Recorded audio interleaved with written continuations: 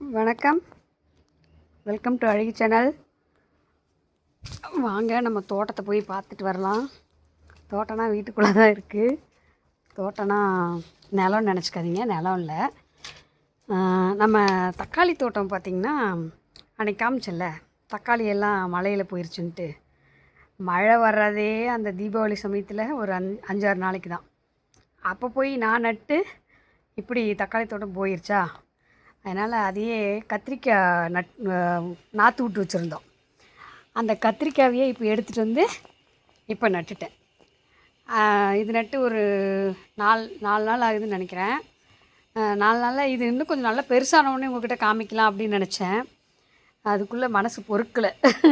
அதனால் கொண்டு வந்துட்டேன், வீடியோ எடுத்துடலாம் அப்படின்னு. அதில் இருக்கிற தக்காளி செடி பாருங்கள், அதில் போனதில் வந்ததில் அப்படியே கொஞ்சம் வந்திருக்குது பாருங்கள்.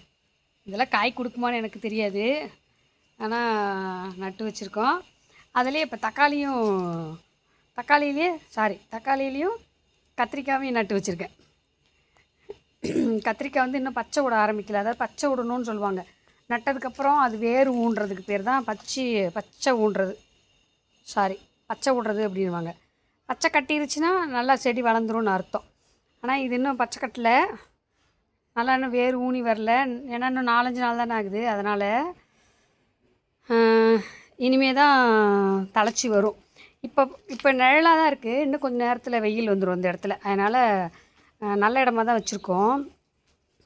இதில் பாருங்கள், இதில் வந்து வெள்ளரி செடி விதை போட்டேன். நான் நிறைய விதை போட்டேன், ஆனால் ஒரு 3 அண்ணம் வந்திருக்குது. பார்ப்போம், 3ஐயும் நம்ப முடியாது. ஏன்னா பெருசாகிற வரைக்கும் நம்ம நம்புறதுக்கு இல்லை. ஏன்னா நம்ம உரம் இதெல்லாம் ஒன்றும் போட மாட்டோம்ல. இதில் அது வந்தால் தான் நமக்கு பலன், இல்லைன்னா கொஞ்சம் கஷ்டம்தான். ஆனால் ஊண்டின விதை ஏதோ ஒரு கொஞ்சம் வந்திருக்குது, பார்க்கலாம் காய்க்குமான்னு பார்க்கலாம். வெள்ளரி பழம் விதை இது. காய் விதை ஊண்டி வச்சு வரவே இல்லை. அதுக்கப்புறம் பார்த்திங்கன்னா இங்கே வருங்க,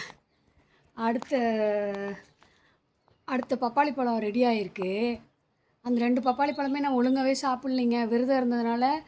ஒன்று வந்து பச்சை காயாக அரிஞ்சு வேஸ்ட்டாக போச்சு. இன்னொன்று வந்து சரி பழுக்கட்டுன்னு வச்சுருந்து ரொம்ப பழுத்து சாப்பிட முடியாத அளவுக்கு கொலன்னு ஆயிடுச்சு.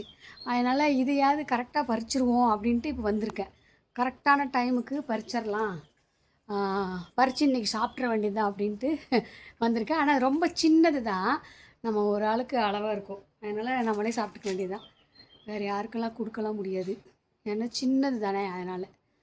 அதனால தான் இப்போ ஒரு விசிட் தோட்டத்துக்குள்ளே வந்து உங்களுக்கு எல்லாம் காமிச்சாச்சு.